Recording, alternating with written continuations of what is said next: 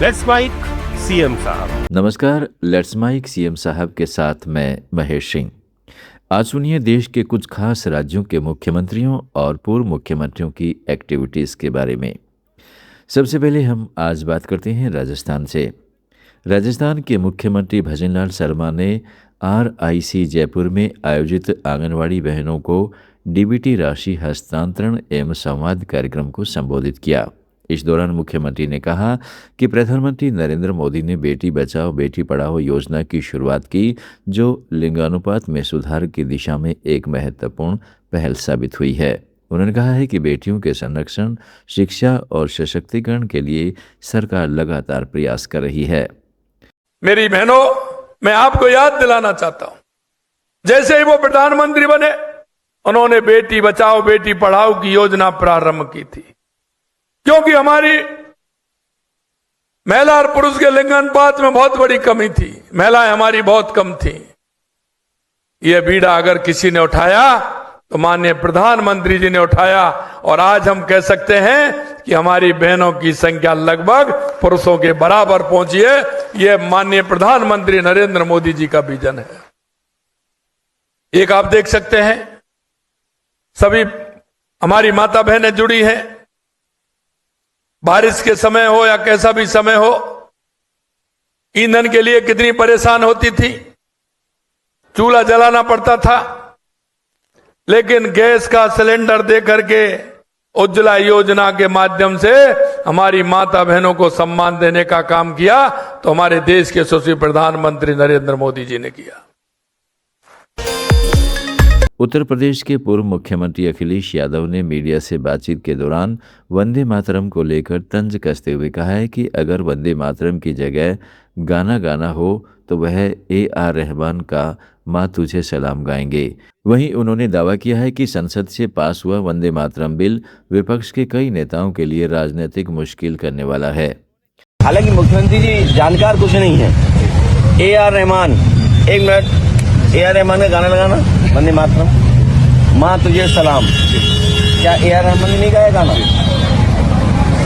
यो मुख्यमंत्री बिष्ट जी हैं, इनके संगी साथी, अनरजिस्टर्ड संगी साथी, उन्होंने कभी वंदे मातरम नहीं गाया। आपको पता है? हाँ, इससे कह रहे हो जी, हाँ सही कह रहे हैं। ये जी इसलिए कह रहे हैं कि इनको पता है कि अनरजिस्टर्ड संगी साथियों ने वंदे मातरम कभी नहीं गाया, न आज़ादी से पहले गाया न आज़ादी के बाद गाया।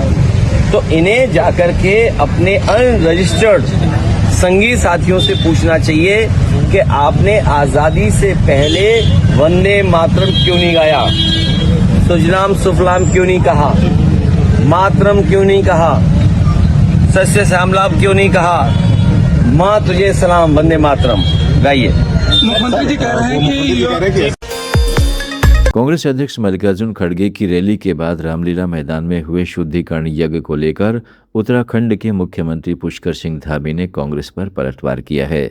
CM धामी ने कहा है कि मल्लिकार्जुन खड़गे एक सम्मानित राष्ट्रीय नेता हैं और उनका अपमान करने के बारे में मैं सोच भी नहीं सकता। उन्होंने साफ कहा है कि जब शुद्धिकरण की घटना हुई तब वहां BJP का कोई व्यक्ति मौजूद नहीं था।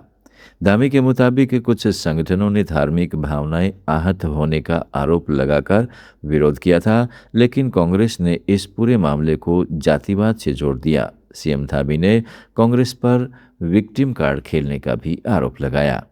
एक तो मैं आपको बताऊं कि जो खड़गे जी की रैली थी, खड़गे जी बड़े सम्मानित नेता हैं, उनकी वरिष्ठता का हम लोग बहुत आदर करते हैं, लेकिन देवभूमि उत्तराखंड में कभी भी ये वर्ग की बात, ये क्षेत्र की बात, ये जाति की बात किसी भी कीमत पर स्वीकार नहीं की जा सकती है। और इस तरह से एकदम से नैरेटिव बनाने के लिए ये सब करना, मैं समझता हूँ कि ये कांग्रेस की बहुत बड़ी विफलता भी है और उनकी हताशा निराशा भी है कि जिस पार्टी के लोगों ने कभी जो है डॉक्टर भीमराव अंबेडकर को उन्होंने भारत रत्न नहीं देने दिया, कभी उनको संसद में नहीं पहुंचने दिया, बाबू जगजीवन राम जी के साथ किस प्रकार का व्यवहार किया, सीताराम केसरी जी उनके अध्यक्ष थे, उनके साथ किस प्रकार का काम किया, और वहीं हमारे प्रधानमंत्री आदरणीय मोदी जी के नेतृत्व में डॉक्टर भीमराव अंबेडकर जी का जिस प्रकार से उनके पंचतीर्थ जहाँ से वो पैदा हुए, जहाँ उन्होंने अध्ययन किया, जहाँ जहाँ वो गए, उन सभी को इस प्रकार से सम्मानित किया और उनकी जो सोच थी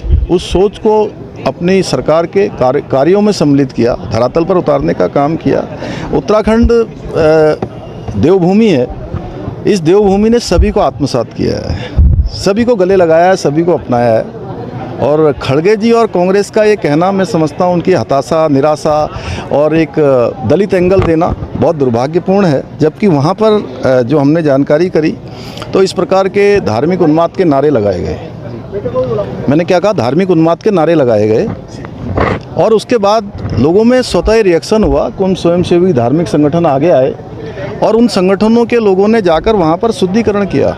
शुद्धिकरण इस बात का किया कि वो रामलीला का पवित्र मंचन वहाँ पर होता था, भगवान राम का स्थान है, वहाँ प्रत्येक वर्ष रामलीला होती है, धार्मिक आयोजन होते हैं। तो ऐसे स्थान पर खाली बोतलें उसमें पेशाब भर के डाल देना, वहाँ पर गंदगी कर देना, धार्मिक उन्माद फैलाना, उसके लिए उन्होंने शुद्धिकरण किया है।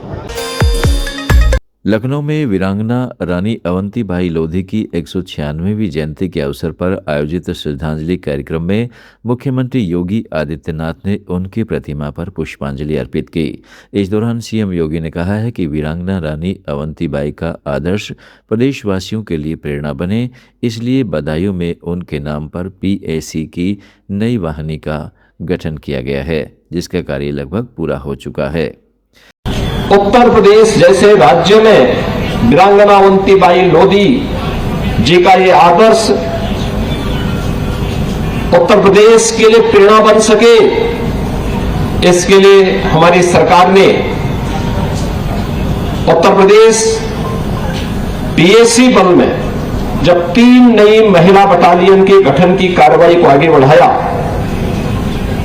3 पीएसी महिला बटालियन का नामकरण और उनके गठन के पीछे का जो ध्येय था, उसके पीछे भी उद्देश्य स्पष्ट था।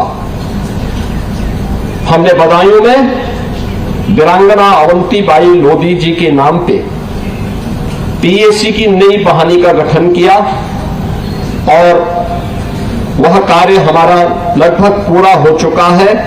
वहां पे वीरांगना अवंतीबाई लोधी की अश्वारोही प्रतिमा की स्थापना की कार्रवाई अंतिम चरण की ओर आगे बढ़ रही है। ऐसे ही लखनऊ में महिला पीएसी की जिस बटालियन का गठन हो रहा है, उसका कार्य भी युद्ध स्तर पर आगे बढ़ा है।